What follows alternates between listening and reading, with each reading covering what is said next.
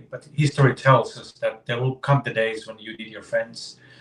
And in this domino effect that's happening now, I think there's two things I would advise the Americans to consider. One is the fact that like this country has really been a place where people of persecution have been able to flee, and there's been an aspiration for freedom and liberty. And if you drop those principles just because you have a business interest somewhere or you dislike some kind of people, you're actually destroying the value base that was there behind your international influence. The second is of course how your allies see you, and I'm now looking towards Greenland. Like it might look like an easy thing to do, and there's clearly some interest, business interest and geopolitical interest. But if you lose the trust of your partners, you will not going to win that back. And so, is it really the time for the U.S. to lose those two really significant, cornerstones of the power and impact and influence of this country? And so that would be the perspective I would add to what PL said. But when it comes to conflict resolution, I think the time when we kind of knew the rules of the game is over. They're changing, and it's going to be a very difficult era ahead of us, unfortunately. Antti, does the world perceive the United States as an honest broker, a historical honest broker in these conflicts as a result of the present precipitous actions? Well, I think there's always been a suspicion that the U.S. is really looking after its own interest, and it's not there for anyone else's interest. And I think this is just underscoring that. I think there's been incredible U.S. diplomats and mediators in the future that have been genuinely looking for the common interest. But I think this is underscoring the diverse suspicions people had and views they had on the role of the United States. Dr. De Silva, I know you had some questions very specific of Antti that you wanted to address on the show as well today. Dr. De Silva. Yes. So, Antti, what we want to do is to learn from your work on reconciliation at the Mary Hoke Center, but before that with Prime Minister Martti Ahtisaari and the work that you have done with the Sami so unflailingly, unflinchingly, and looking at your own family's involvement in all of this, right? I'd like you to give the success story, because we like success stories, of Finland and the Sami. And I'd also then like you to continue to talk about the work that you're trying to do here with the native peoples of this country who have been disenfranchised and who suffered a terrible genocide and lost their land. Yeah, thank you, PL. So yeah, the Sami, maybe if I start just to describe for the listeners who they are. So they are the last living indigenous people of Europe, often viewed as, nomadic reindeer herders. They also have had different kinds of lifestyle and fishing and hunting. And of course, most of the Sami live in cities and an urban life today, but they have been going through the same kind of colonization as the Native Americans, indigenous people in this continent. Interestingly, Sweden, after it got kicked out of Delaware, fiercely went after the Sami lands. And so the same principles that you saw in the early settlements were applied against the Sami, and they have been really suffering out of that era, hundreds of years of colonization, but also internalized colonized minds. How does it make those communities divided, turned against each other? And so I had the honor as an envoy for the Finnish Prime Minister to launch a truth and reconciliation process with them, actually from 2016. And we had really ambitious ideas in the beginning to go forward with like the groundbreaking new design of a truth and reconciliation process. So as you know, a Truth and Reconciliation Commission is always a temporary attempt. But the ambition of the government then, and something that I was helping to design, was that we want to come back to the traditional ways of Sami mediating among themselves and between other communities, and permanently invest in the institutions' capacity of the community to bring back that knowledge that was affected by the state, the colonizing state. And then the third layer was permanent investment on psychosocial support, because even if you get all your rights back, but you're hurting, you will not be able to enjoy those rights. So the mental health element is extremely significant in the recovery from the era of colonization. Not everything, succeeded as we wanted. The commission has now delivered its report. The government of Finland is looking into what to do with the findings, and there is a genuine effort, but there is still a lot of work to do. So I wouldn't, call it a success story yet, but I was very honored to be helping launching the process.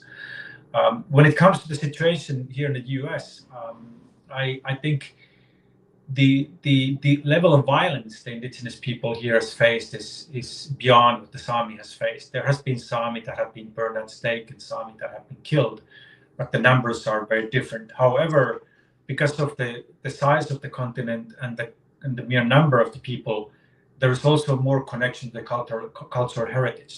And why it's so significant here is that the Western way of dealing with mental health suggests that we should deal with our trauma in an individual, confidential setup with a therapist.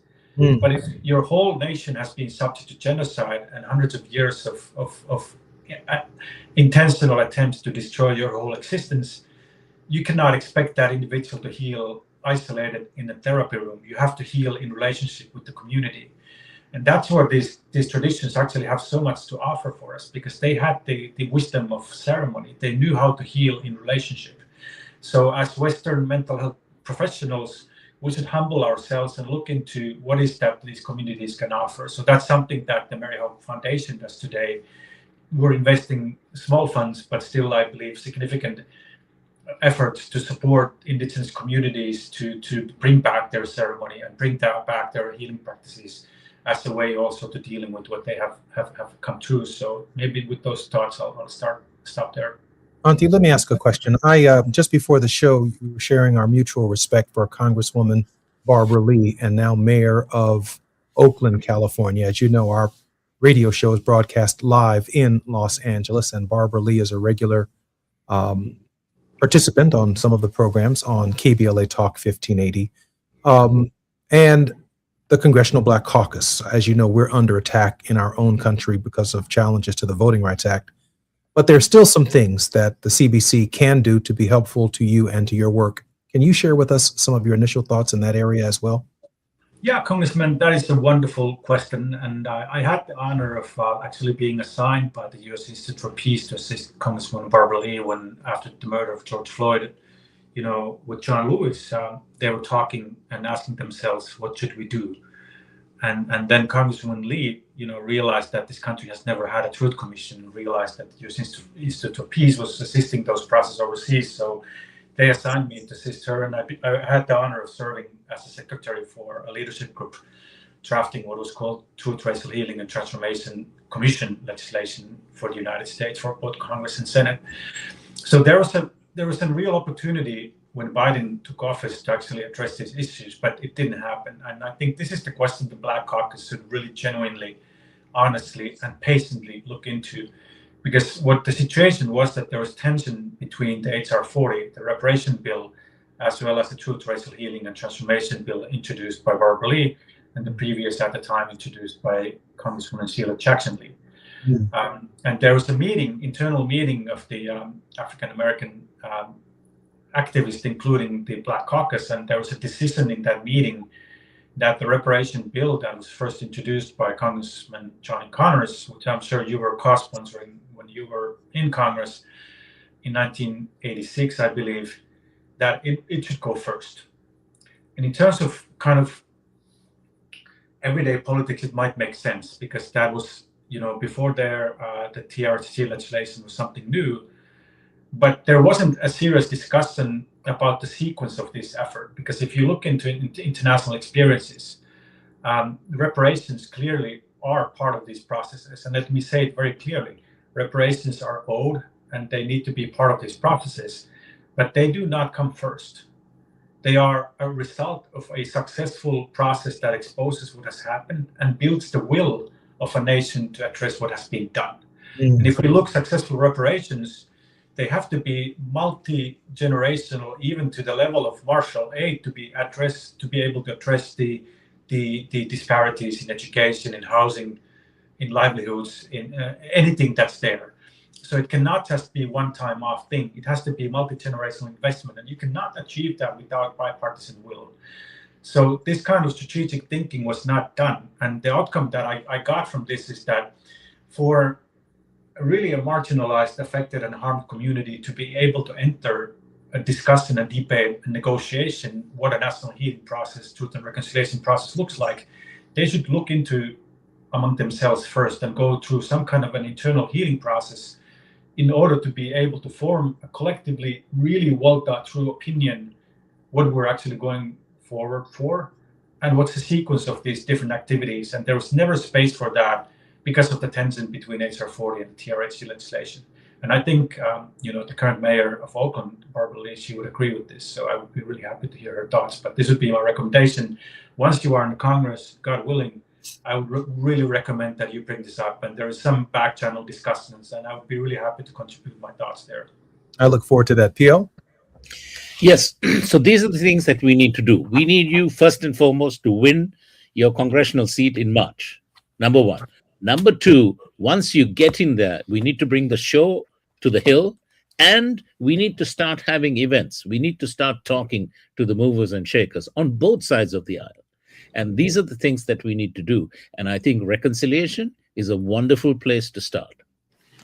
I absolutely agree. I just want to share with you that one of the challenges, and when I was in college 40 years ago, I found myself nationalistically involved in a number of reparations movements, reparations efforts, and have always believed in the repair for damage done. And that's just not only for African Americans, but you can almost identify in societies all over the world some damage that has been done by colonial empires that have devastated the indigenous in those systems. And that's this whole idea of a neo-colonialistic view of South America right now in the Caribbean.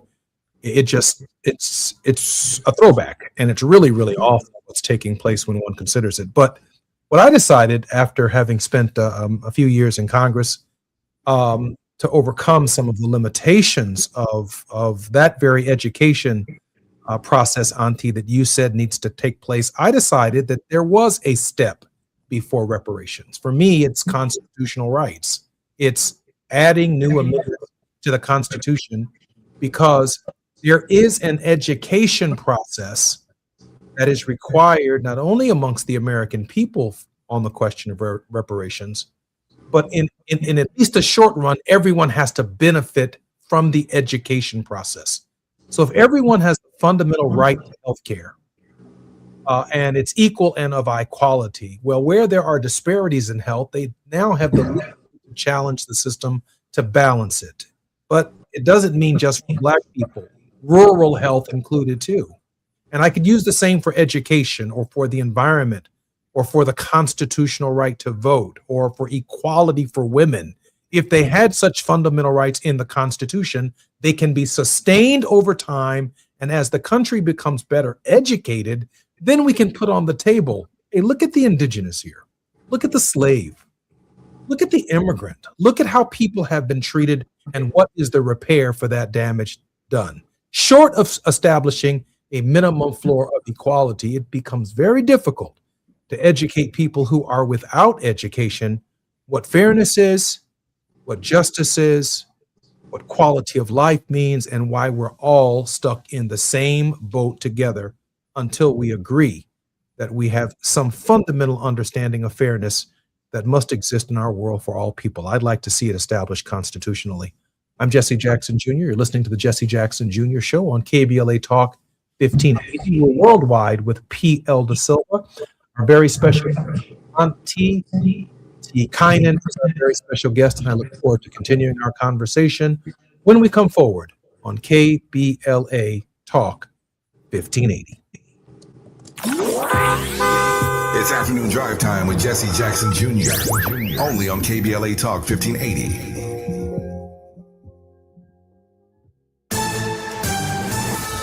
I'm Amber Payton with BIN News Now. Construction is underway on a new housing project in Chicago's North Lawndale neighborhood. Black Mayor Brandon Johnson joined officials at a groundbreaking for the $5.4 million development. The 7 flats that have been constructed and rehabbed by Citizens Building a Better Community will provide an affordable, safe, and quality home for 14 residents. The project will turn 7 vacant city lots into homes for buyers earning up to 140% of the area's median income. Former President Barack Obama is encouraging Chicago residents to apply for jobs at his presidential center on the South Side. In a video, he said applications are open at obama.org with more than 150 full-time positions available ahead of the center's June opening in Jackson Park. And Black Grammy-winning gospel singer and pastor Donnie McClurkin is facing a lawsuit from a former assistant who alleges years of sexual abuse. McClurkin denies the allegations. Get BIN News Now on demand 24/7 on the iHeartRadio app. For victims of drunk and drug driving, our grief is unique. But you are not alone. You always have a place at MAD. Call our 24-hour victim helpline at 877-MAD-HELP or visit mad.org. This is the KBLA Sports Minute with Ray Richardson.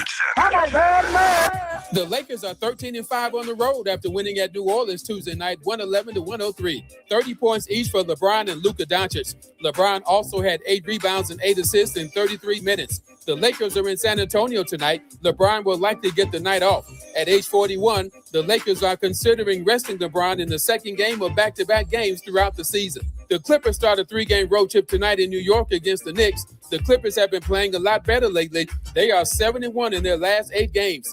In that stretch, Kawhi Leonard is averaging 35.4 points. This Friday at 6 p.m., Out of Bounds is moving to prime time. Join me and my co-host Neil Scarborough for 60 minutes of sports chatter with some Black folks flavor. And you can be a part of the conversation at 1-800-920-1580. No debates, no speculation, just the info you need. That's your KBLA Sports Minute. I'm Ray Richardson. More news, opinions, and conversation when we come forward on KBLA Talk 1580.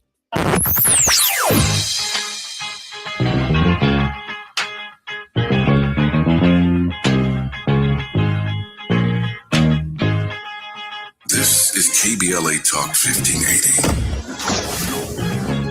Talk radio. That's music to your ears.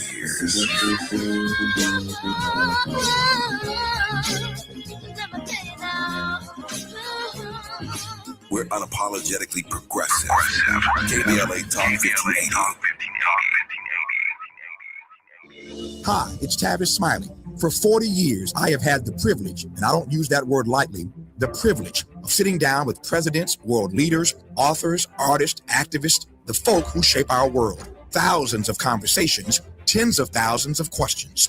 And somewhere along the way, I realized that the art of conversation is dying. So here's what I'm going to do about it. I am now going to teach what these almost 40 years have taught me, how to have conversations that matter. 6 courses, from the anatomy of a great conversation to generous listening as a superpower to handling difficult exchanges without losing your dignity or your mind. Go to TavisTalks.com right now. That's TavisTalks.com. Download the free guide, see what's coming, sign up to be the first to know when we launch the series. Conversation is a skill, and like any skill, it can be taught. I'll see you in class.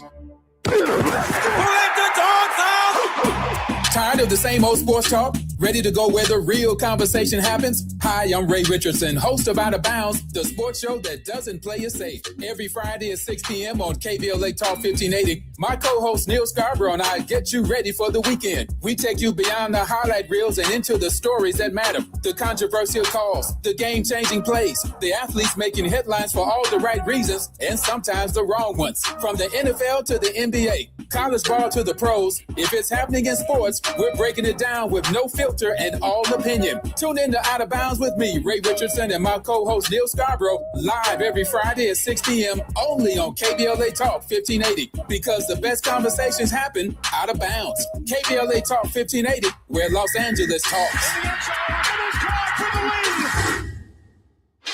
Get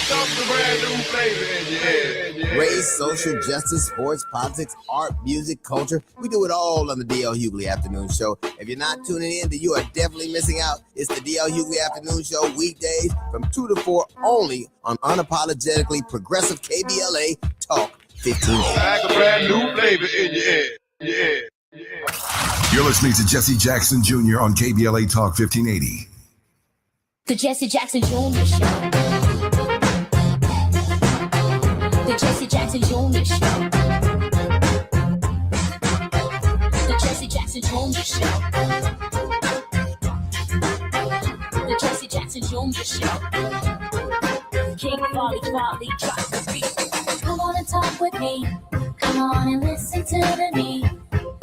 Come on and talk with me. I'm Jesse Jackson Jr. Welcome to Forward J Lunch Club on KBLA Talk 1580, the Jesse Jackson Jr. Show. We are worldwide with P.L. Da Silva, experienced director with a demonstrated history of working in think tanks, industry, and academia, the United Nations, political and military affairs throughout the world. P.L. keeps our show relevant. We're also grateful that Auntie Pinty Kynan lives in the United States and is professor of practice at Carter School and George Mason University and executive director of the Mary Hoke Foundation and Think Peace Learning and Support Hub. The research center he leads studies how to heal relationships after war, violence, and systemic oppression.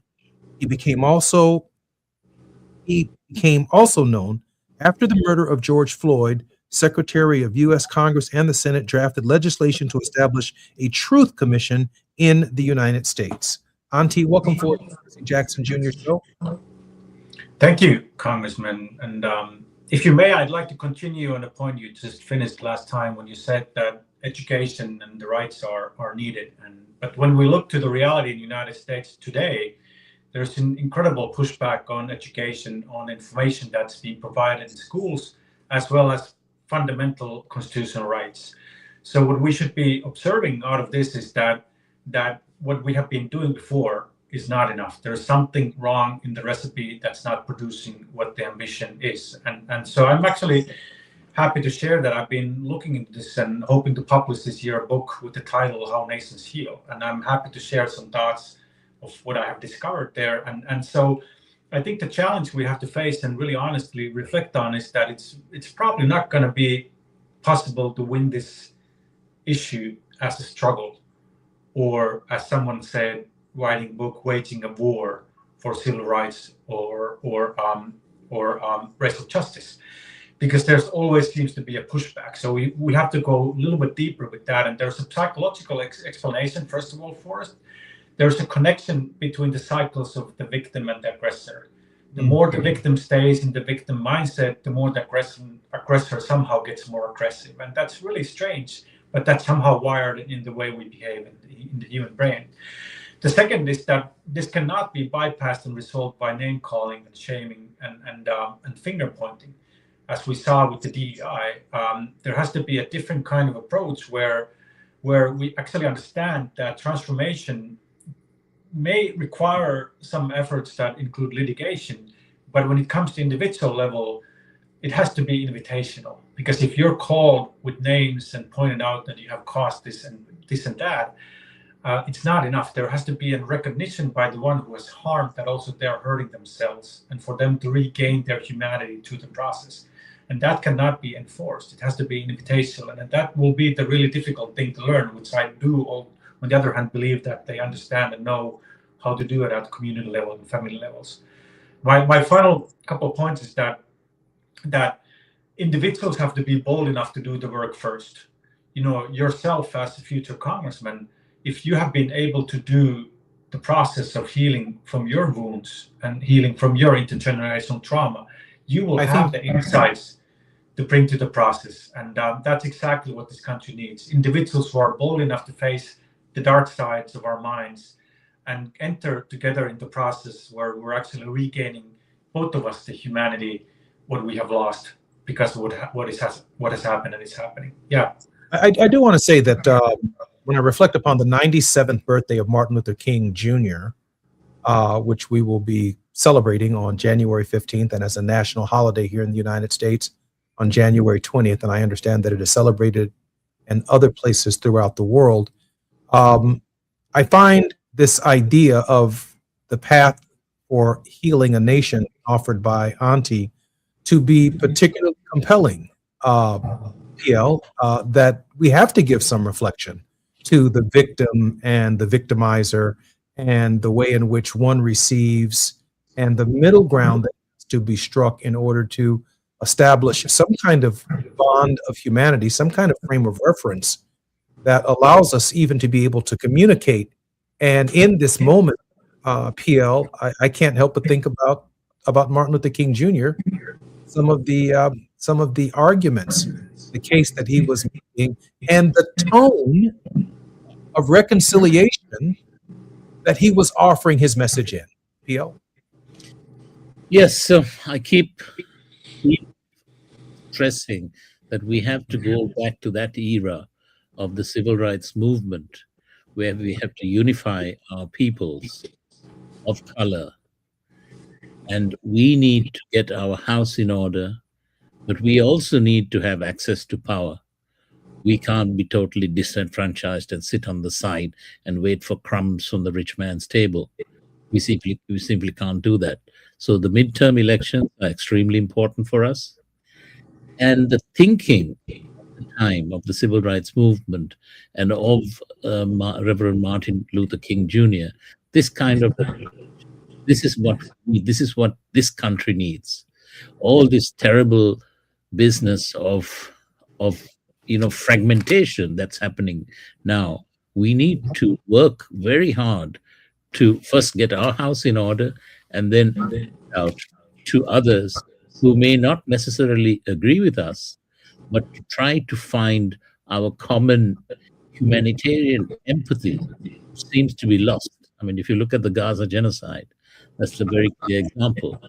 We need to regain our humanitarian empathy, that we really care for our other human beings. And all these people who say that they're Christians, I'd like to see them do this in practice. You know, PL, I just want to make a distinction here in that I pray and hope that balance is added to our government in the form of the vote and the midterm election. But what I heard from Auntie was deeper, that was on a deeper spiritual level. That Democrats regaining control of the Congress does not necessarily does not come to terms with the kind of reconciliation that has a brother look at his brother and say, we are going to coexist. We're going not to survive, but we're going to thrive together. That I recognize your common humanity and you recognize my common humanity, and the soil that you're born on to move this issue to Venezuela. What's underneath it belongs to you and to your people, as if it is a God-given right, and I don't have a right to usurp that right. And no economic system can drive my politics into your country for the purposes of a few stockholders and shareholders in New York using gunboats to enforce oppressive policies in other parts of the world, and we just ignore the complete humanity of other people. I mean, in that moment, I don't see that as inherent in the election of regaining control of Congress. I think Auntie is talking about the real difficult work, the hard work beyond that. Auntie? Yeah, I 100% agree. And since we're close to the anniversary of the January 6th, I would say that evening was probably the last moment of reckoning for this country, which unfortunately was lost. And this speaks to the need for individuals to do better their work who are also holding the power. What I'm trying to say here is that when the members of Congress and Senate were hiding together in the basements, in the security rooms, if they would have stayed there and had a conversation, a reckoning, which I think was happening, but it was lost the next morning when the Democrats went after, the president. And that opportunity to have the discussion across the aisle was lost. So what I'm trying to say here, Congressman, is that's why some individuals really have to go also, hopefully on a bipartisan basis, deeper in what it takes, so that leadership can emerge in those moments of reckoning and convince the others that we actually can figure this out. But we have to pause for a moment and think it through and not rush, because it's so precious that we understand the risks that we're in now. And so that would be what I would kind of want to underline, that the moments of reckoning, they will come, but we will continuously, repeatedly fail them unless we really are willing to do the work before that needs to be done, so that we are ready in those moments. Absolutely, election victories are not enough. The pendulum shift is not enough. This country has to unite in much deeper level.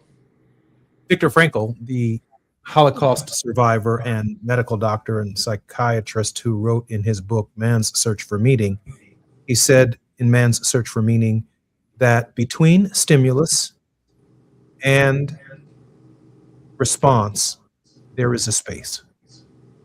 There is a breath. And to Anti's point, I'm not so sure that Democrats and Republicans hunkered down in their bunker on January 6th understood the breadth of space that existed between the stimulus and how they respond, and exactly capacity to move forward together. I think it's part of a profounder reflection that's absolutely necessary at this hour. I'm Jesse Jackson Jr. You're listening to the Jesse Jackson Jr. Show. This is Wealthy Wednesdays with P.L. Da Silva. Our very special guest is Antti Kainen. I'm so grateful you're here. More when we come back on KBLA Talk 1580.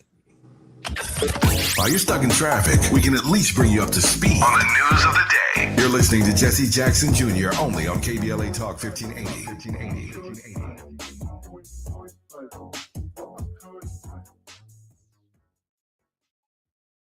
Did you know that streaming music, ebooks, audiobooks, movies, and more is available for free from the Los Angeles Public Library? With your library card, you can access the latest music and movies, audiobooks and ebooks, graphic novels, comic books, magazines, and more. If you don't have a library card and live in the city of Los Angeles, you can get a digital card online for free. Check it out at lapl.org/emedia. That's lapl.org/emedia.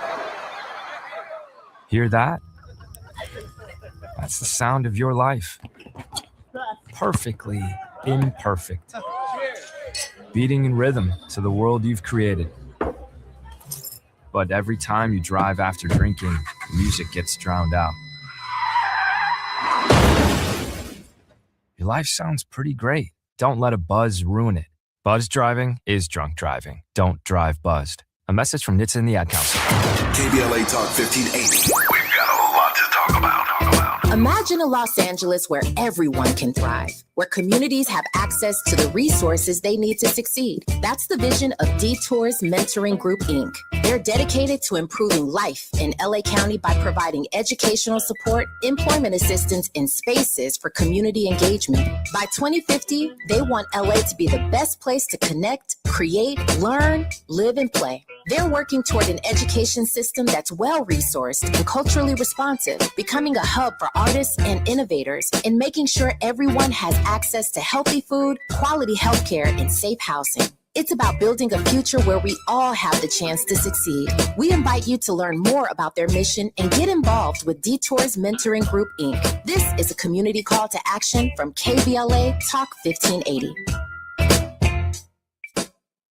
Do you owe $10,000 or more in credit card debt or personal loans? With credit card debt at all-time highs, Debt Relief Advocates is urgently notifying consumers of debt relief now being made available, designed to aid consumers with out-of-control credit card debt. Those who qualify and enroll for this relief program will only have to pay back a fraction of what they owe. This is not bankruptcy or a debt consolidation loan. This is a relief program that credit card companies would rather you not know about, as it ends your debt nightmare and saves you lots of money. Consumers owing at least $10,000 in credit card debt or personal loans can now take advantage of this debt relief as the cost of living skyrockets. Debt Relief Advocates has established a relief hotline for you to call to learn what debt reduction you may qualify for, so don't wait. For this free information, call the Relief Hotline at 800-515-4493, 800-515-4493, 800-515-4493.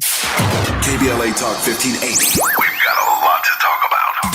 KBLA Talk 1580, connecting you with services and solutions. LA LA County's new Justice Care and Opportunities Department, or JCOD, is here to support justice-involved individuals and their families. The JCOD Support Center is now taking calls at 1-833-LAC-JCOD. That's 1-833-522-5263. Available 7 days a week from 6 a.m. to 11 p.m., the Support Center is your one-stop shop for re-entry issues and court support. They offer court reminders, connections to local services, transportation assistance for housing, court appearances, and childcare. The JCOD hotline provides personalized help to connect you with services that you need. And don't forget to check out justiceconnect.org for more information. Remember, it's free and available every day at 1-833-522-5263. This is a community call to action from KBLA Talk 1580. Now back to more of Jesse Jackson Jr. on KBLA Talk 1580. The Jesse Jackson Jr. Show. The Jesse Jackson Jr. Show. The Jesse Jackson Jr. Show. The Jesse Jackson Jr. Show. King Volley, drop the beat. Come on and talk with me. I'm Jesse Jackson Jr. Show. Wealthy Wednesdays with Auntie Silva and our very special guest, Auntie Pentikainen. The phrase between stimulus and response, there is a space. In that space is our power to choose our response. In our response lies our growth and our freedom.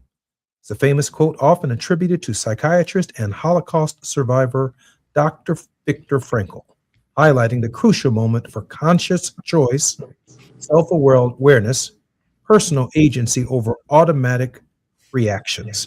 I'm particularly grateful that Auntie Pentikainen is our guest today. And Dr. De Silva, as you know, this is our final segment. Dr. De Silva, is there anything that we need to cover before we do ask Auntie to give us our final 3 minutes, because our show stops at the top of the hour, very hard. The final word of hope from Auntie on this segment of our show. Dr. De Silva? I'd like Auntie to try to expand as much as possible on the whole business of reconciliation for us in this country and also overseas. Auntie? Yeah, Congressman and Professor, I'm a fan of you, but thank you for this invitation. I would say that I've been extremely impressed about the knowledge and wisdom that this country has, including what's been grown from the pain that African Americans have had to endure. And I'll just take one example. Dr. Gail Christopher, who leads National Collective for Health Equity, her work actually led to the idea of the truth, racial healing and transformation. And her bottom line was that we don't need to look exactly what the others did because we are a unique case, but we also have our unique situation. And so I called Dr. Christopher, when we worked together with Congresswoman Barbara Lee, the Desmond Tutu of the United States. And so you have that capacity within your communities that have all the wisdom and knowledge that it takes, to going forward. Incredible wisdom. So I would recommend, really looking into her work, but also others' work. I know that there are so many others. I work with David Rackland, who brought this idea of spiritual reparation, which means to people like me every day choose what is it that I can do to help in addressing what has happened and to repair the harm that has happened. We didn't have to wait for the country or politics to choose. We can choose today to take our responsibility and be part of the repair. My message of hope would be, this. Our brains carry the war trauma for 7 generations, but the God and the Creator has made our brain also a healing organ. We call this neuroplasticity, which means that once we are able and willing to address the pain, our brain heals. This beautiful quote you said of Frankl, it is among the most beautiful, quotes that there are. Thank you, Congressman, for bringing it. But the indigenous people of this country have the wisdom that if you are able to expand that space when you feel the presence of the divine, not just fill it with your thoughts, but actually expand that space, then that divine will start to speak to you. And I think that is exactly what is the freedom between the stimulus and the response. If we can expand that space before we react, then we can start to see the guidance that is already there and that can be received. My final point is, there was been this notion in the Old Testament of the 400 years of silence, prophetic silence. And we know that it's about 400 years from the day that the first slave ships came. And maybe we can call that almost like a prophetic silence.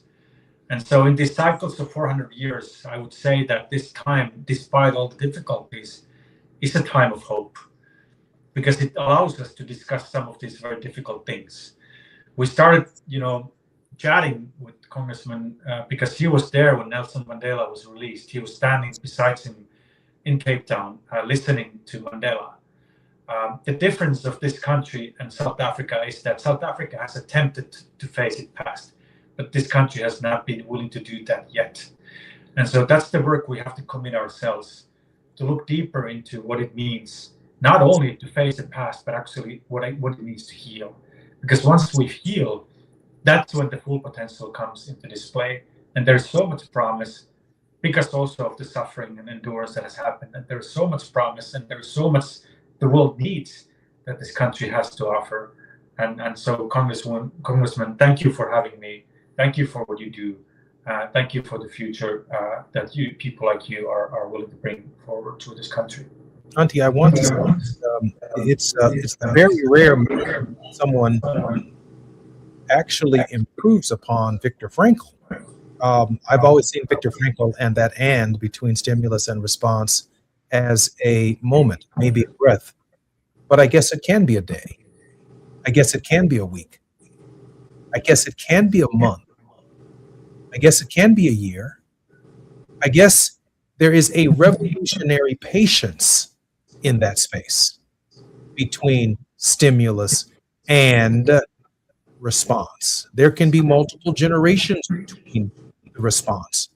And I think Martin Luther King Jr. actually gave consideration to that space. Absolutely. He understood that the actions that he took in the present could have implications for unborn generations of Americans had he chosen a different path in the present. And he even said that it could reap generations of violence upon future generations if we don't handle the moment that we live in correctly. I can't think of a more profound observation of that space, Auntie. Absolutely, and I think there is so much we should learn from the Holocaust survivors. And there's another, which I think you as a theologian know, which is Martin Buber's wisdom. And he's looking into what is a safe community, because they need to ask themselves, will anybody come, to defend us if this happens again? And he said, if a community is based on belonging, it becomes violent, because eventually the discussion leads who belongs and who doesn't. Or if a community is based on absolute truth, it becomes violent because it becomes a competition whose truth is that governs. But if it's based on presence, then the divinity can come into presence in unexpected ways. And I think here is the sacredness of the process, exactly how you defined. Yahweh means presence. God is present when there is presence. There is space for the miracles God's presence can create when people pause and are present to each other. I think that's the miracle this country needs. That's the miracle healing needs. You can call it Yahweh, you can call it Allah, you can call it God, you can call it Creator. But through presence, the giver of life comes into and gives their power. And I think this is my final point. Love, we have to look to each other through the lens of love. Only through love will we be able to balance the failures and also the promises each and everyone carry. Auntie, I can't thank you enough for being our guest. I hope you won't be a stranger. PL, we have about a minute before we come forward. PL De Silva, your final thoughts on your show. We need to ask difficult questions, hard questions, in order to find solutions. There's no way that we can shirk that responsibility. So this is what we need to do. Ask difficult questions, search our souls, and come up with the answers that we need to heal our communities and this nation. PL, thank you for bringing Auntie. Auntie, thank you for blessing us today. And PL, thank you for blessing us all the time. We're so grateful that you spent the time with us this afternoon. Thank you. Thank you so much. It was an honor. I'm Jesse Jackson Jr. Listen to the Jesse Jackson Jr. Show on KBLA Talk 1580. When we come forward, None other than Reverend Dr. Todd Urey is going to be dissecting the events of the last couple of weeks. Dr. Urey, as you know, is our regular contributor on Wednesday afternoons on Wealthy Wednesdays.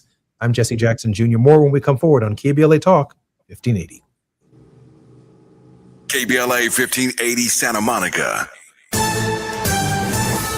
I'm Amber Payton with BIN News Now. Construction is underway on a new housing project in Chicago's North Lawndale neighborhood. Black Mayor Brandon Johnson joined officials at a groundbreaking for the $5.4 million development. The 7 2-flats that have been constructed and rehabbed by Citizens Building a Better Community will provide an affordable, safe, and quality home for 14 residents. The project will turn 7 vacant city lots into homes for buyers earning up to 140% of the area's median income. Former President Barack Obama is encouraging Chicago residents to apply for jobs at his presidential center on the South Side. In a video, he said applications are open at obama.org with more than 150 full-time positions available ahead of the center's June opening in Jackson Park. And Black Grammy-winning gospel singer and pastor Donnie McClurkin is facing a lawsuit from a former assistant who alleges years of sexual abuse. McClurkin denies the allegations. Get BIN News Now on demand 24/7 on the iHeartRadio app. For victims of drunk and drug driving, our grief is unique. But you are not alone. You always have a place at MAD. Call our 24-hour victim helpline at 877-MAD-HELP or visit mad.org. This is the KBLA Sports Minute with Ray Richardson. The Lakers are 13-5 on the road after winning at New Orleans Tuesday night, 111-103. 30 points each for LeBron and Luka Doncic. LeBron also had 8 rebounds and 8 assists in 33 minutes. The Lakers are in San Antonio tonight. LeBron will likely get the night off. At age 41, the Lakers are considering resting LeBron in the second game of back-to-back games throughout the season. The Clippers start a 3-game road trip tonight in New York against the Knicks. The Clippers have been playing a lot better lately. They are 7-1 in their last 8 games. In that stretch, Kawhi Leonard is averaging 35.4 points. This Friday at 6 p.m., Out of Bounds is moving to prime time. Join me and my co-host Neil Scarborough for 60 minutes of sports chatter with some Black folks flavor. And you can be a part of the conversation at 1-800-920-1580. No debates, no speculation, just the info you need. That's your KBLA Sports Minute. I'm Ray Richardson. More news, opinions, and conversation when we come forward on KBLA Talk 1580. Hi, it's Tavis Smiley. For 40 years, I have had the privilege, and I don't use that word lightly, the privilege of sitting down with presidents, world leaders, authors, artists, activists, the folk who shape our world. Thousands of conversations, tens of thousands of questions. And somewhere along the way, I realized that the art of conversation is dying. So here's what I'm going to do about it. I am now going to teach what these almost 40 years have taught me, how to have conversations that matter.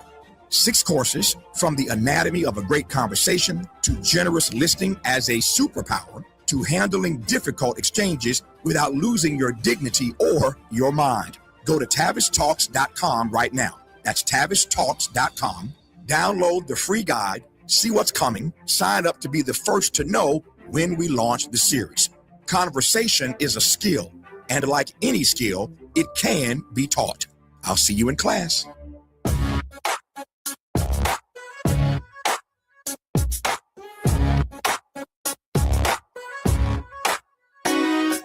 Jesse Jackson Jr. Show. Oh, oh, oh, oh, the Jesse Jackson Jr. Show. Oh, oh, oh, the Jesse Jackson Jr. Show. Oh, oh, oh, the Jesse Jackson Jr. Show. Oh, oh, come on and talk with me. Come on and listen to me. Come on and talk with me. Come on and listen to me. KBLA, Talk 1580, download the app.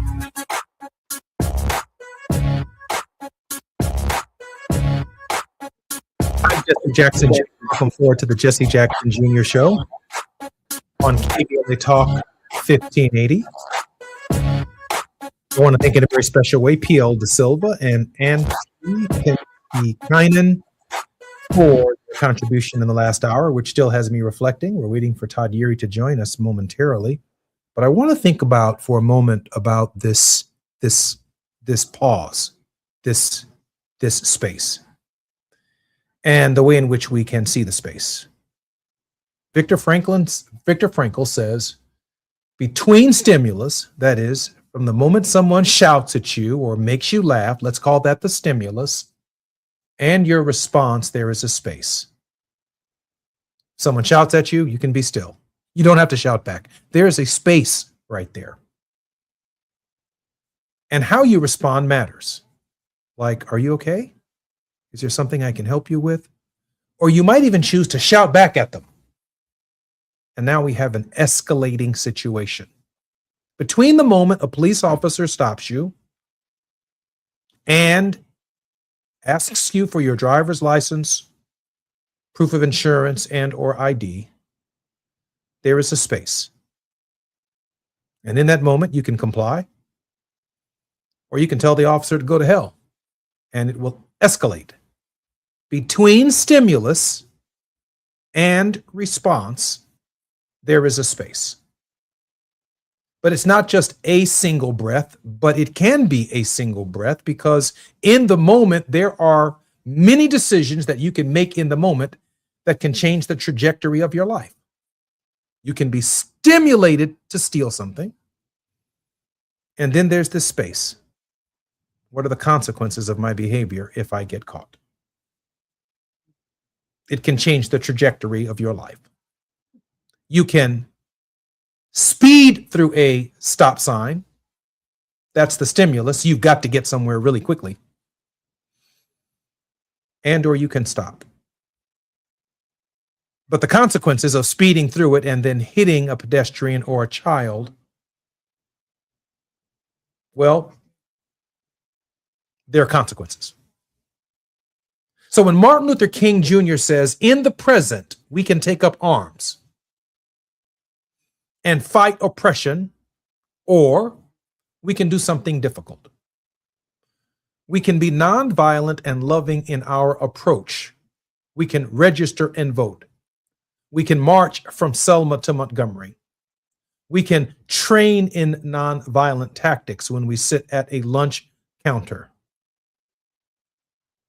And even though they throw ice cream on us and throw coffee at us and spit in our faces, when the news covers it that night and sees how we are being brutalized by people at a lunch counter, the anticipation and the expectation always was that people of goodwill, who might even say, I support segregation, but I do not like or believe in dehumanization.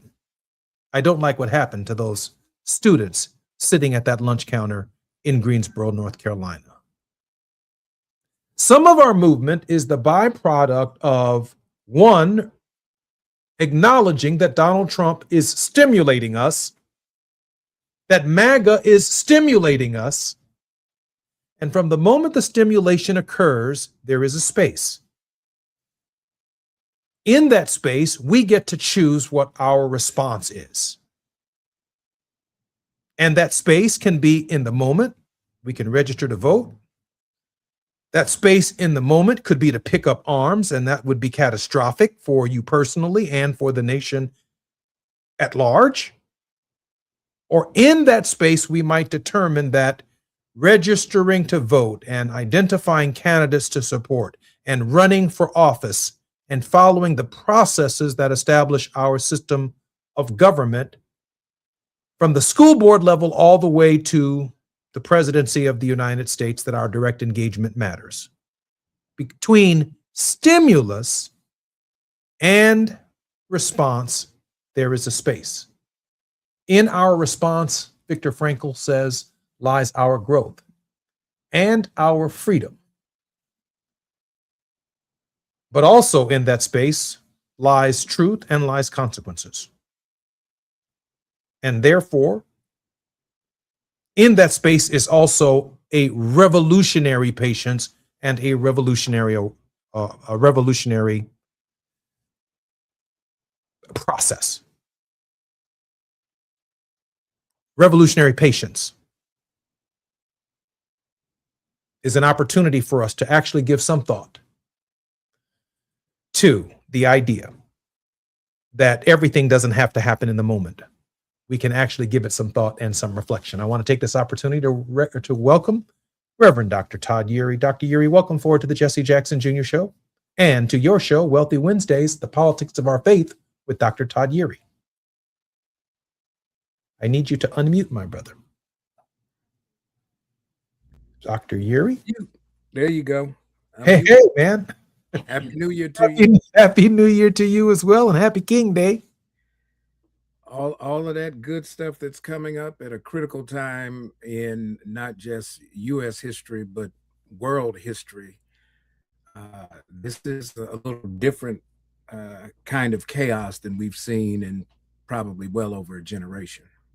You know, it's been almost 2 weeks since we've had the opportunity to talk, and I can't wait when we come forward to hear your thoughts on not only the issues that have been undertaken in the world, but I'd like to hear your filter, Dr. Urey, on how Martin Luther King Jr. would be processing this moment.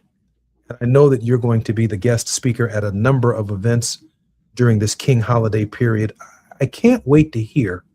I might even borrow some of what you have to say without attribution. I'm Jesse Jackson Jr.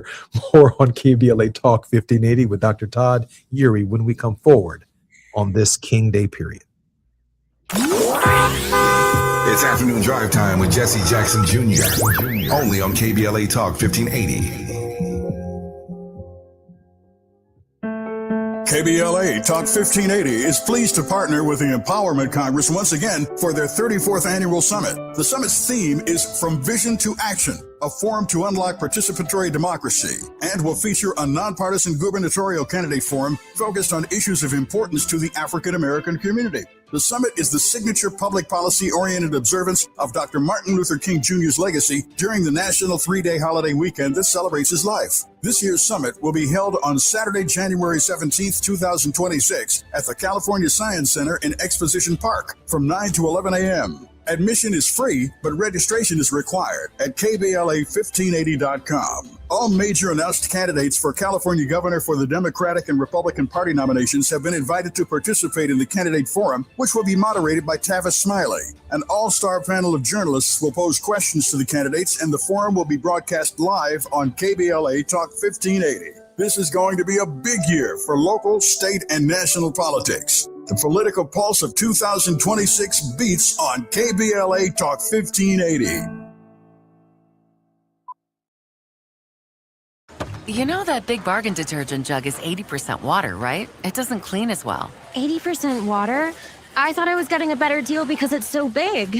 If you want a better clean, Tide Pods are only 12% water. The rest is pure, concentrated cleaning ingredients. Oh, let me make an announcement. Attention shoppers, if you want a real deal, try Tide Pods. Stop paying for watered-down detergents. Pay for clean. If it's got to be clean, it's got to be Tide Pods. Water content based on the leading bargain liquid detergent. Ready to order? Yes. We're earning unlimited 3% cash back on dining and entertainment with the Capital One Saver card. So let's just get one of everything. Everything? Fire everything. The Capital One Saver card is at table 27 and they're earning unlimited 3% cash back. Yes, Chef! This is so nice. Had a feeling you'd want 3% cash back on dessert. Ooh, tiramisu. Earn unlimited 3% cash back on dining and entertainment with the Capital One Saver card. Capital One, what's in your wallet? Terms apply. See CapitalOne.com for details. Now back to more of Jesse Jackson Jr. on KBLA Talk 1580. The Jesse Jackson Jr. Show. The Jesse Jackson Jr. Show. The Jesse Jackson Jr. Show. The Jesse Jackson Jr. Show. King Volley, drop the beat. Come on and talk with me. Come on and listen to I'm Jesse Jackson Jr. Welcome forward to the Jesse Jackson Jr. Show on the Politics of Our Faith with Dr. S. Todd Urey, our regular contributor on Wealthy Wednesdays, whose insight and sense of spiritual guidance drives our show at the midweek period. Dr. Urey, welcome forward to the show. We're good to hang out with you. Seems like we've got a lot to talk about at the beginning of the new year. Dr. Urey, it's been an amazing new year. Can you process the transformation from 2025 to 2026 and where we find ourselves right now for us? My initial response would be no. Just because there's been so much coming so quickly that the shock of what we are actually witnessing and experiencing has a tendency to kind of throw us off. We need to pause to really kind of take in and to breathe deeply, to appreciate what's going on globally. You create an intentional distraction tied to every form of violation of law between countries and nations that you could imagine, with no regard for the toll that the actions will take on innocent people. And you do it solely because you need cover on the domestic harm that you've been causing at home. We still have a healthcare crisis. We have now, because there is still no federal budget in place, a looming challenge with yet a potential shutdown yet again. And the fact that poor people, quite honestly, are caught in the crosshairs of a government that just does not care. And so when we find this kind of blatant insensitivity, and you hear a Stephen Miller say that the world has always been ruled by force and power, says then that this is, we keep calling it a rogue government. It is what it is. And the reason it is emboldened is because somewhere along the way, the people bought into the notion of do the right thing as a political philosophy, as opposed to make me do the right thing, which is really part of our political strategy and our history. And so this is a moment where accountability has to be driven from the seats that the people sit in. And the more that this government goes unchecked, the more rabid it's going to become in terms of the actions they take against the interests of the principles of human rights that have been in place. The International Human Rights Document is going into its 76th year now. Well, it almost feels like we never had a human rights document at all, just based on the conduct of this government and the retribution that it will wage and rage against anyone that decides to challenge it. Dr. Curie, can you give some reflection to the long-term consequences of how the United States will be perceived around the world for having, one, championed the idea of democracy for nearly 250 years. We are commemorating, celebrating, some memorializing the Declaration of Independence this year, 250 years of the idea that all men are created equal. And of course, we know and understand the struggle to make that a reality in our own particular context. But the irony of it all, that we would be commemorating 250 years of the Declaration of Independence this year, July 4th, 1776. At the same time, we are declaring through the actions of the government that all men around the world are not, and women are not, and those whose sexual preferences may be different than our own are not. Dr. Uri, help me with this. That's how we're going to start the new year. Okay. I handed you the softest. I can see quickly where this is going. Part of this 250-year observance is observing what is the fairy tale of America and not the true history of America. Yeah. That the crafting of the Declaration of Independence, while it is noble in terms of its aspirational rhetoric, it was narrow in terms of its reach and application. And so there were a lot of folks that were actually left out of that consideration. Because of the persistence of the people who were forced to live either on the margins or outside of the perimeter of what that declaration spoke to and spoke for, America has become more inclusive, not in an idealistic sort of sense, but in a recognition that in 250 years, the America of 2026, at least in the way we kind of envision it, is not the America of 1776. But it feels as if the America of 2026 is destined to look more like the America of 1776 in terms of who gets left out of this democratic formula that we would call inclusion. And so my concern is, and you asked this question before the break about, what would be going on in Dr. King's mind. There's what he'd be thinking, but there's also what he would be saying.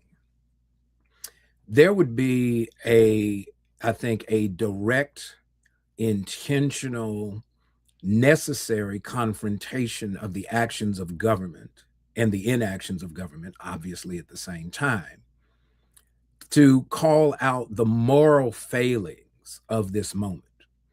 And not just morality in some abstract sense, but in terms of the real cost, the real penalties that are imposed on people when the government fails to uphold the principles of dignity and humanity that you speak to, that all persons are created equal.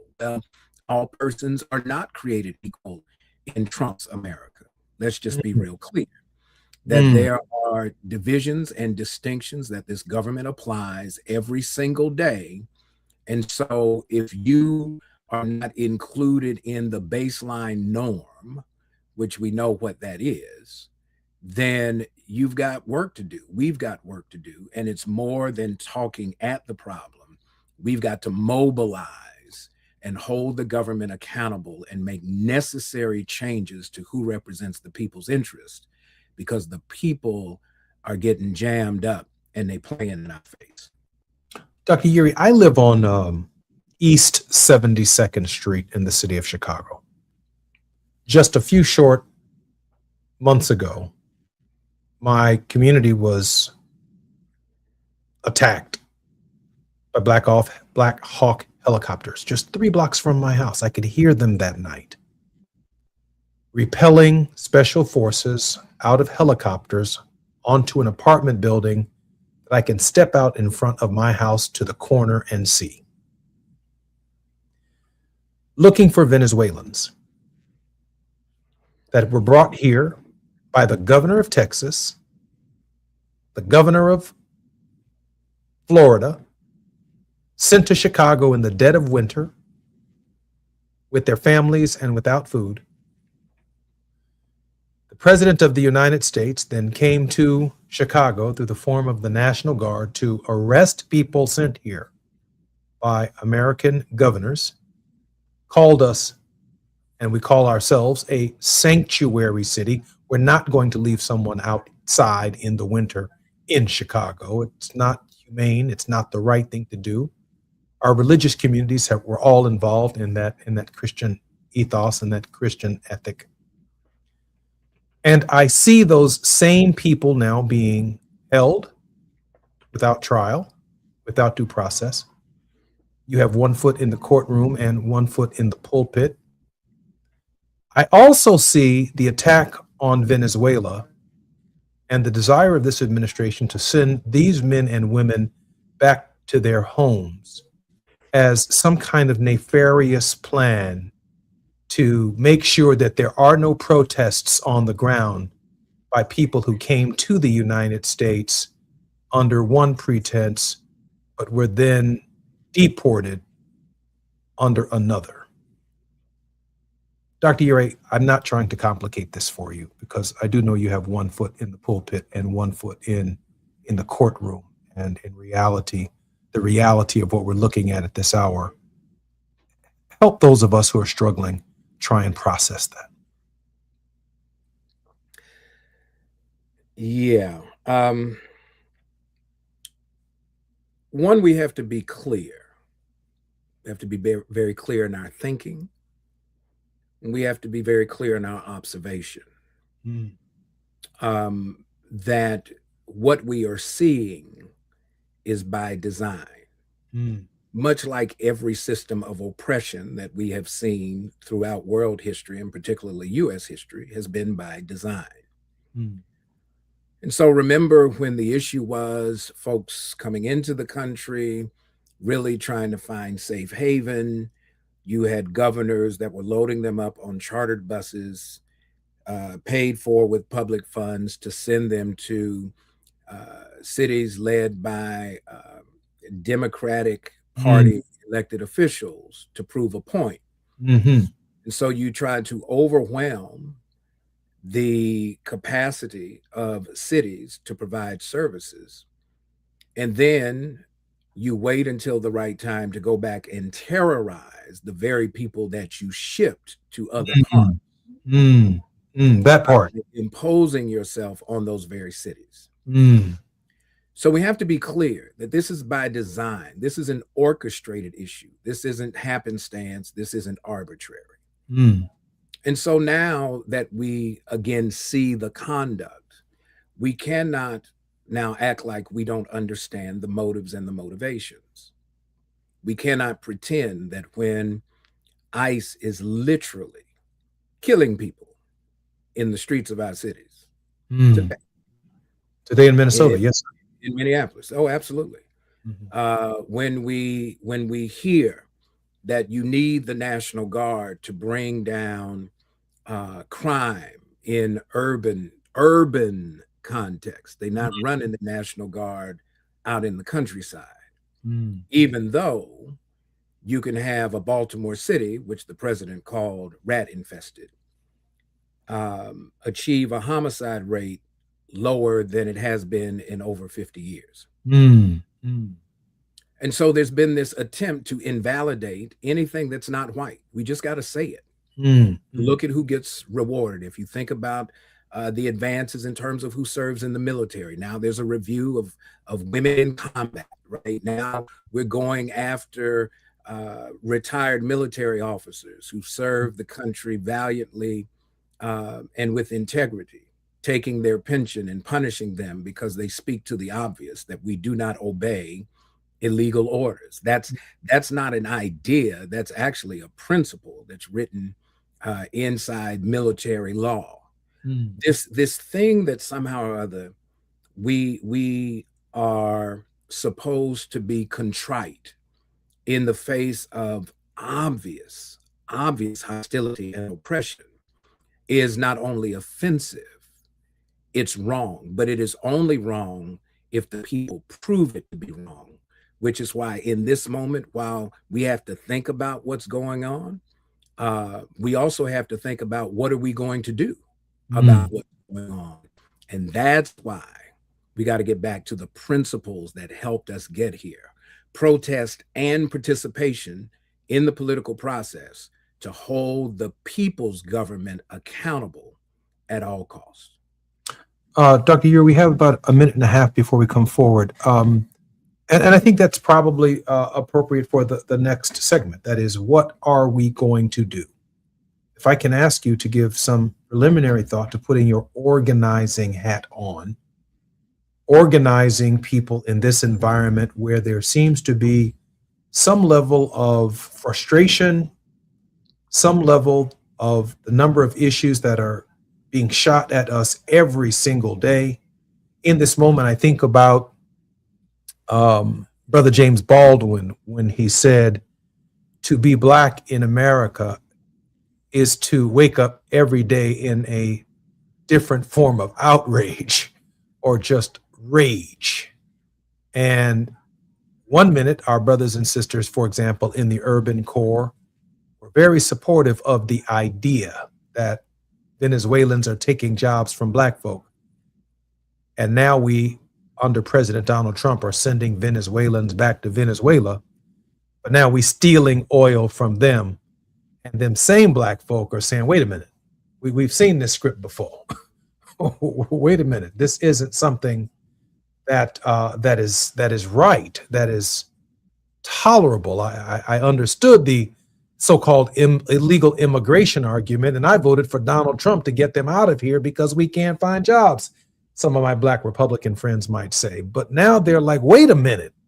You mean you're going to steal the bauxite and the lithium and the gold and the diamonds and the natural resources from the people of Africa or South America and leave them there? Come on now. We've heard this story before, and hence African-American men are now leaving the Republican Party in droves. We'll talk about it when we come forward on the Jesse Jackson Jr. Show on KBLA Talk 1580.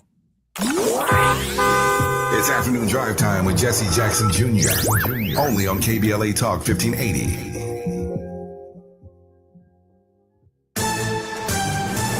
I'm Amber Payton with BIN News Now. The White House says Minnesotans no longer support Democratic Governor Tim Walz.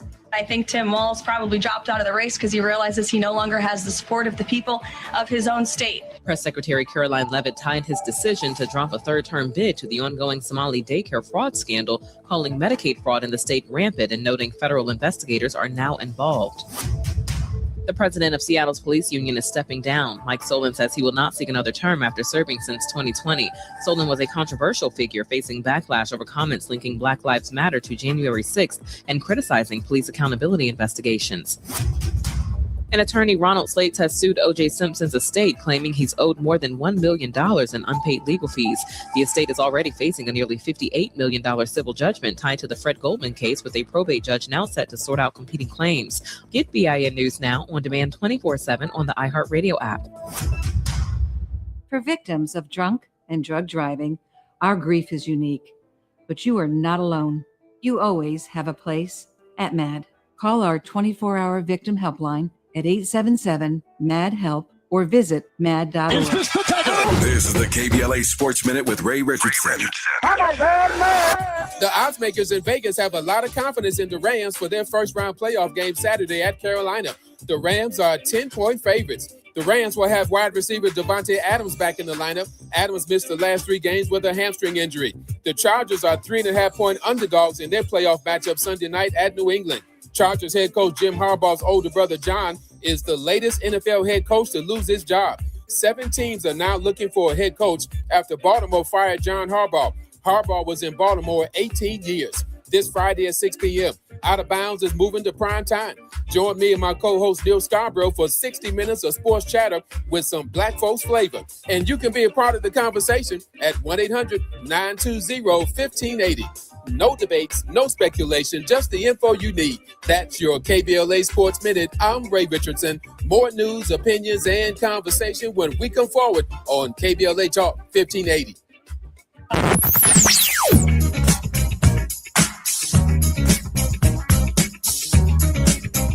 This is KBLA Talk 1580. Talk radio. That's music to your ears. We're unapologetically progressive. KBLA Talk 1580.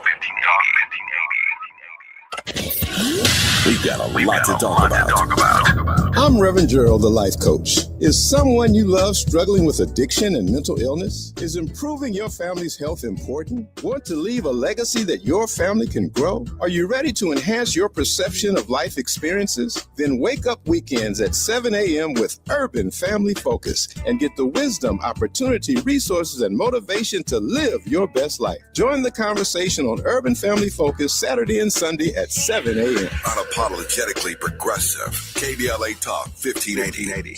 We've got your black. Hi, it's Tavis Smiley. For 40 years, I have had the privilege, and I don't use that word lightly, the privilege of sitting down with presidents, world leaders, authors, artists, activists, the folk who shape our world. Thousands of conversations, tens of thousands of questions. And somewhere along the way, I realized that the art of conversation is dying. So here's what I'm going to do about it. I am now going to teach what these almost 40 years have taught me, how to have conversations that matter. 6 courses, from the anatomy of a great conversation to generous listening as a superpower to handling difficult exchanges without losing your dignity or your mind. Go to TavisTalks.com right now. That's TavisTalks.com. Download the free guide, see what's coming, sign up to be the first to know when we launched the series. Conversation is a skill, and like any skill, it can be taught. I'll see you in class. Tired of the same old sports talk? Ready to go where the real conversation happens? Hi, I'm Ray Richardson, host of Out of Bounds, the sports show that doesn't play it safe. Every Friday at 6 p.m. on KBLA Talk 1580. My co-host Neil Scarborough and I get you ready for the weekend. We take you beyond the highlight reels and into the stories that matter. The controversial calls, the game-changing plays, the athletes making headlines for all the right reasons and sometimes the wrong ones. From the NFL to the NBA, college ball to the pros, if it's happening in sports, we're breaking it down with no filter and all opinion. Tune in to Out of Bounds with me, Ray Richardson, and my co-host Neil Scarborough, live every Friday at 6 p.m. only on KBLA Talk 1580, because the best conversations happen out of bounds. KBLA Talk 1580, where Los Angeles talks. You're listening to Jesse Jackson Jr. on KBLA Talk 1580. The Jesse Jackson Jr. Show. The Jesse Jackson Jr. Show.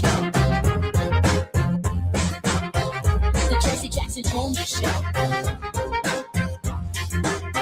The Jesse Jackson Jr. Show. King Volley, drop the beat. Come on and talk with me. Come on and listen to me. Come on and talk with me. Come on and listen to me. KBLA Talk 1580. Download the app. I'm Jesse Jackson Jr. Welcome forward to the Jesse Jackson Jr. Show. It's Wealthy Wednesdays on the Jesse Jackson Jr. Show. And midweek, Dr. S. Todd Yeary, the politics of our faith. He helps guide us through Hump Day and through the remainder of the week. This is our first conversation catching up since the break in January 1st of the new year, making the transition from 2025 to 2026. And I don't know anyone's mind who is capable and quicker and more thorough in their capacity to analyze and share some grounding for us as we try to navigate our way through the new year. Dr. Yeary, welcome forward to the Jesse Jackson Jr. Show. You like having serious conversations, so I like hanging out with you. Glad to be with you. You are the man. Our producer, Gina Towns, has a clip that she would like to play right now. She says the entire world is now reacting to the precipitous unilateral actions of the U.S. government.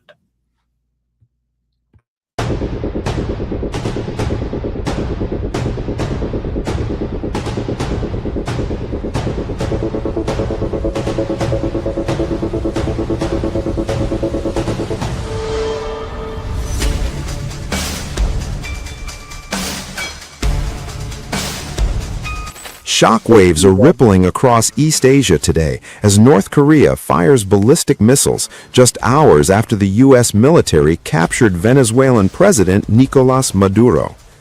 The launches mark Pyongyang's first missile test in 2 months, sending projectiles into the sea between the Koreas and Japan. The move comes as South Korea's president, Lee Jae-myung, begins a state visit to China, North Korea's closest ally. Experts say the missiles were a clear message to Beijing, signaling Pyongyang's objection to closer ties between China and South Korea. At the same time, analysts say the tests demonstrate North Korea's readiness to respond aggressively, contrasting its nuclear and military posture with Venezuela's current crisis. South Korea and Japan condemned the launches. Seoul convened an emergency security meeting, urging Pyongyang to halt provocative acts that violate United Nations Security Council resolutions. North Korea launched at least 2 ballistic missiles toward the east from near its west coast between 7 o'clock and 8 o'clock this morning. As for the details, Japan, the US, and South Korea are currently working closely together to analyze the situation. But we estimate that the missiles fell outside Japan's exclusive economic zone in the Sea of Japan. In addition, there is a possibility that both ballistic missiles flew on irregular trajectories, and we are continuing to analyze this. The first missile was launched at around 7:54 a.m., reached a maximum altitude of about 50 kilometers, and flew approximately 900 kilometers. The second missile was launched at around 8:05 a.m., reached a maximum altitude of about 50 kilometers, and flew approximately 950 kilometers. Regarding this launch, our country lodged a stern protest and strongly condemned North Korea through the embassy route in Beijing. Whatever their intentions may be, North Korea's nuclear and missile development threatens the peace and stability of our country and the international community, and is absolutely unacceptable. The Ministry of Defense will continue to make every effort to gather information, analyze and conduct surveillance and monitoring of North Korea's military activities, working closely with the United States and other partners. The missiles, launched around 7:50 a.m. local time, flew approximately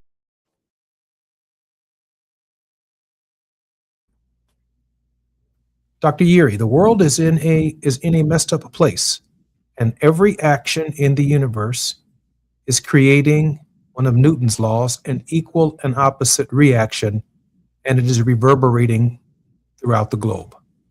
Your thoughts, Dr. Yeri? Yeah, watching that reminds me as a kid growing up, if you're going to be a bully, you might want to check and make sure you're the only bully. Because once you play your hand, somebody else is going to be ready to not only match you, but raise you in terms of your intensity. I believe that this is going to be a moment where you may see some realignment of alliances that, especially after earlier today, the seizing of a Russian flagged oil tanker and Russia's president responding. You know, you have to be very, very careful that you don't pick a fight that you can't finish. And in some instances, folks who have looked at world history will often tell you that the empire of a particular age often falls because of a critical mistake made at a time where they really did not understand the alignment of interests imperially. This notion that, you know, you can blow up power boats in the middle of international water, you can blow up docks using the CIA. I mean, some of this behavior raises, I think, the memory of prior hostilities that were imposed on our community when they were coming really directly at us. Now they're coming at us more indirectly, but certainly if you come in to deport the folks that take Black jobs, well, what jobs did they have before you deported them? Let's be clear that these jobs are manual menial labor to go back into the fields in the service economy to be able to take care of the interests of white monopolistic corporate interests. Let's be very clear on that.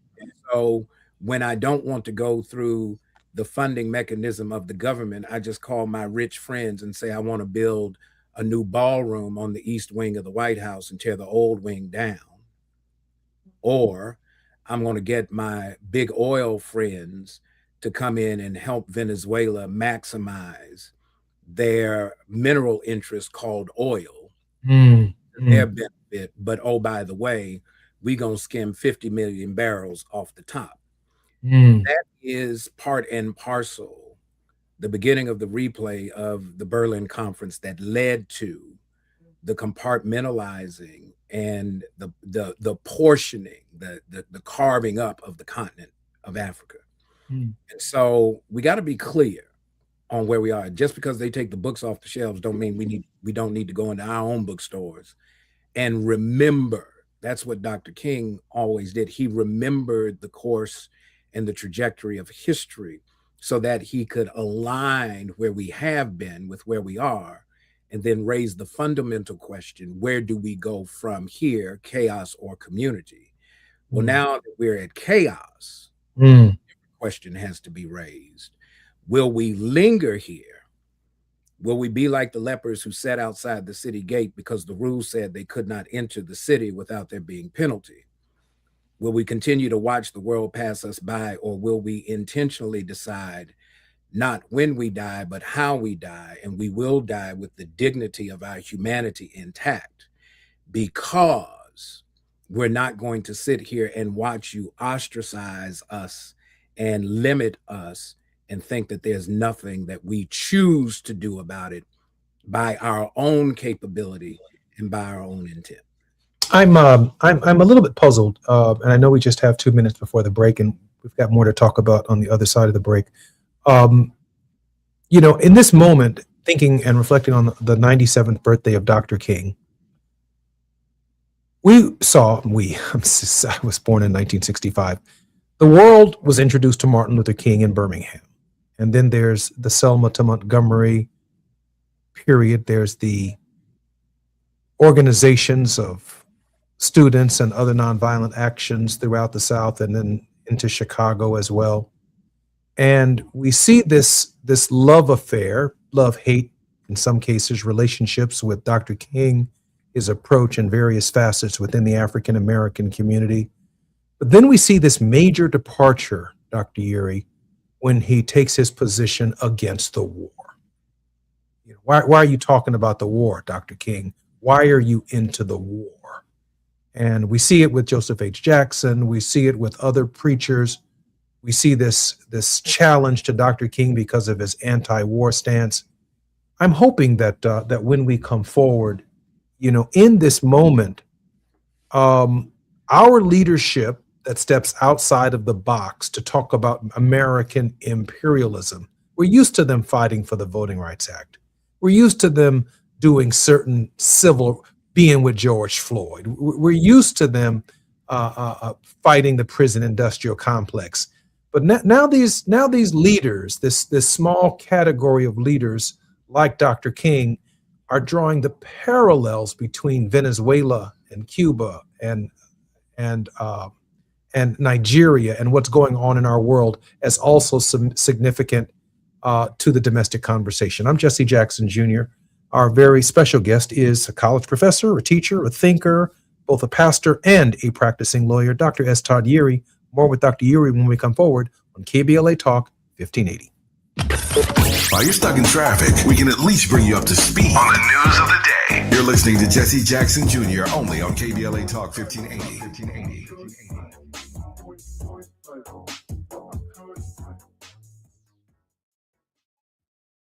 We asked seniors how to prevent Medicare scams. My best advice, if you get a phone call, do not talk to the person. These people are well trained. Don't talk to them. They don't know me. They're just trying to scam me. Don't be fooled. Hang up. Just hang up. Never give out your Medicare number. They're going to get your number to put in a false claim. If I get a call from someone, I don't pick up the phone. And should I pick up the phone and they ask for information, then I hang up. How do you detect Medicare fraud? Just like I check my credit card statements, I check my Medicare statements monthly. Scammers can get a hold of your number, order medical devices through your account, and you're not even going to know about it if you don't look at your statement. Check your statement every month. If you get your statement and you see something that you know you did not have done, you report it. Call your senior Medicare Patrol. To report Medicare fraud, call the Senior Medicare Patrol at 855-613-7080. We all hear the radio ads about the IRS. They tell you to be afraid, to be scared, and they try to frighten you into calling. I'm not here to do that. Tax Relief Advocates is different. TRA is here to tell you that if you owe money to the IRS, whether it's $5,000, $50,000, or $500,000, we have a solution. It doesn't matter if you're sitting in your car, at work, or with your kids. No matter where you are, call now. 800-550-9651. Don't lose hope. TRA can eliminate or reduce what you owe to the IRS. Generous programs are now available that can give you a fresh start. Our passion is taxes and helping individuals fix their IRS problems. We have over 1,000 5-star reviews on Google and an A+ with the Better Business Bureau. You don't need to be afraid of the IRS any longer. End your tax nightmare today by visiting us online at TRA.com or call 800-550-9651. That's 800-550-9651. Tax Relief Advocates. Real solutions for real people. KBLA Talk 1580. We've got a lot to talk about. KBLA Talk 1580 reminds you that we keep us safe. Every girl deserves a chance to shine. That's the belief behind Forgiving for Living, Inc. Since 1999, this organization has been empowering at-risk girls ages 13 to 18, helping them overcome behavioral and mental health challenges. Founder Wendy Gladney's personal journey inspired the mission to give girls hope and purpose through the power of forgiveness. Through their ambassador program, workshops, and annual conference, Forgiving for Living has touched over 3,000 young lives, providing mentoring, life skills, training, and tools for building self-esteem and confidence. You can make a difference. Visit forgivingforliving.org to donate, volunteer, become a mentor, or find help for a young girl in need. Forgiving for Living Inc., building brighter futures for young girls. Visit forgivingforliving.org today. This is a community call to action from KBLA Talk 1580. KBLA Talk 1580. We've got a lot to talk about.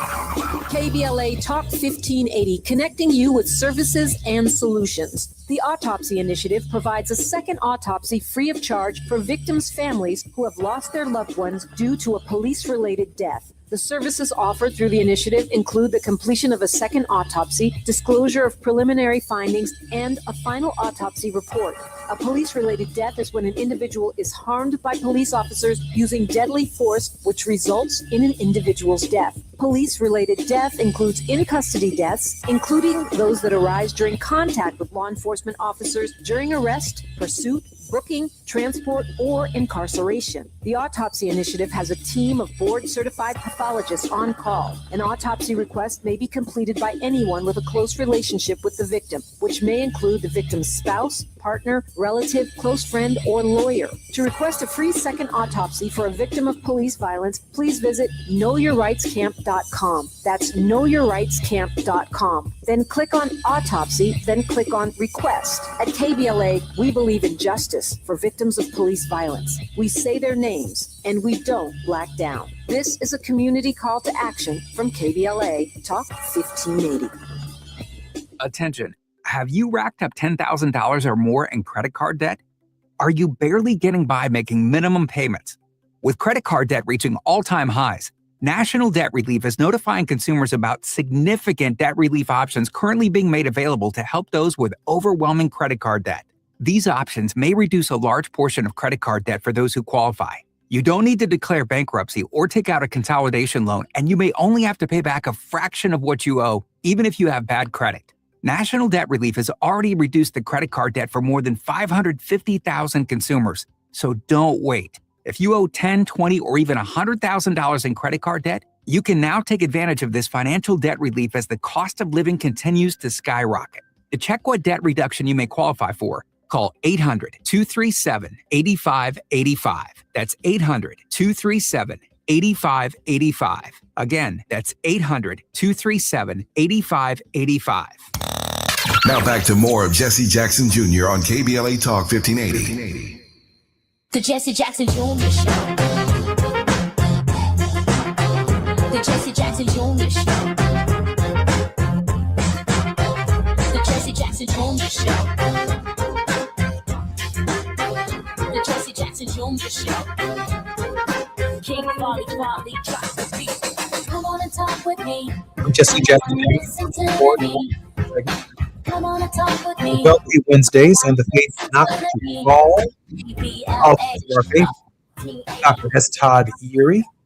Just a couple of final questions before Dr. Urey offers us his word of hope. Dr. Urey, before the break, I was sharing with you that I think Dr. King was trying to share with us that the millions, if not billions of dollars that we were using to fight a war abroad in Vietnam should have been used here at home to fight to fund anti-poverty programs, SNAP benefits, Social Security, Medicare, and Medicaid. This is the first time the U.S. defense budget has surpassed $1 trillion under Donald Trump and the tax breaks from the big ugly bill. It just seems to me that between the tax breaks and the funding of the military, that the moment would be right for a moral voice to emerge saying that there is a connection between what's taking place in Venezuela and our world and the anxiety, particularly the economic anxiety we're experiencing here in America. Dr. Urey? In America and around the world, let's just be very clear. Poverty as we know it in this country looks much different than poverty that we see in most of the rest of the world. And as you were talking about Dr. King's position on the war, I was reminded of the year before, little more than a year to the day of Dr. King's assassination, that Muhammad Ali was very clear on why he was not enlisting to go fight in Vietnam. And he took a principled stance that going to exact hostility on behalf of a country when he has no personal animus against the people of Vietnam made no sense. Not only did it not make any sense, he said it ran counter. He said, if I thought going to fight in the war would liberate 22 million of my people, you wouldn't have to enlist me. I'd sign up on my own. So the question that is raised from, the champ's position and should be ours is who benefits from this? Who benefits from this posturing? Who benefits from this violence? Who benefits from this hostility? The violence is exacted to impose fear and trauma so that you'll stay in your place. You won't challenge plantation leadership in politics and demand liberation and freedom. You'll just stay in your place. You'll go along to get along. You'll step and fetch it because that's what is required of you in the moment. And so what we are seeing, Dr. King stepped outside of his lane, though he stepped outside of a lane that most folks didn't understand, including people that looked like him and colleagues who worked with him. He was most hated in our community. And so what this says to me is that the cause of liberation is not for you to make friends, it's for you to make change. Yeah. And if you're trying to have, a groupie gathering to be about the business of liberation, then you're in the wrong line of work. And so what we've got to do is figure out, are we willing to find true allies, though there won't be many, to begin to reach this necessary tipping point to change not only the momentum, but the trajectory of not only how America will go, but how the world needs to change. Dr. King said there's a difference between isness and oughtness. We can't just look at the way things are, the way they exist, and not decide that we're going to at the same time raise what things ought be and use that as the mantle of our agenda to make change at home and abroad. I'd like to leave the final 2.5 minutes for your word of hope, but I do need 30 seconds of it just to say this. President cut some kind of deal to take 50 million barrels of oil away from the people of Venezuela. That comes to about $2.8 billion. If I were in the Congress of the United States today, I'd be offering an amendment to a series of bills to make sure that every cent from Venezuelan oil goes to drug prevention programs in our cities, in our rural areas, and in our countries. Is that something that you would support, Dr. Urie? Since we were there, since we are there stopping drugs, shouldn't it go to drug prevention when it comes to the United States? We're taking airplanes as gifts. We're taking oil as payback. The patronage of this administration knows no depth. There is no bottom to it, how low it will go. And so the only way you get that utility is there's got to be courage in the Congress, which has become basically an agency of the executive branch over the last years. And unless there's some courage in those ranks, they're going to use that $2.8 billion to further line their pockets or figure out how they're going to get government ownership in some private company so that the United States government just becomes another corporation on the world stage. And soon you'll be able to buy stock on some stock exchange in the process. I'm hurt by that answer, Dr. Todd Urie. We've got about 1 minute and 30 seconds for a word of hope. Well, here's the word of hope. I've been mulling this whole conversation. Dr. King talked about the great world house in which we must live together. Black and white, Easterner and Westerner, Gentile, Jew, Catholic, Protestant, Muslim, and Hindu. A family unduly separated in ideas, culture, and interest who, because we can never again live apart, we must learn somehow to live with each other in peace. That's part and parcel of what is at the core of this whole immigration, in air quotes, debate and fight Do we have boundaries that exclude and limit? But here's what I would leave. Jesus says to the disciples in Matthew 5, you are the light of the world, but no one takes a light and hides it under a bushel basket. We've got to light up the world. And the reason I thought about that is when Emma Lazarus wrote the New Colossus, the portion which is etched at the base of the Statue of Liberty, she said, give me you're tired, you're poor, your huddled masses yearning to be free of refuse, your teeming shore. Send these, the homeless, tempest-tossed to me. I lift my lamp beside the golden door. I'm Jesse Jackson Jr. You've been listening to Dr. S. Todd Urey on the Jesse Jackson Jr. Show. Dr. Urey, thank you for your time today. Always good to be with you. Until next time, I'm Jesse Jackson Jr. More on KBLA Talk 1580 when we come forward. KBLA 1580 Santa Monica.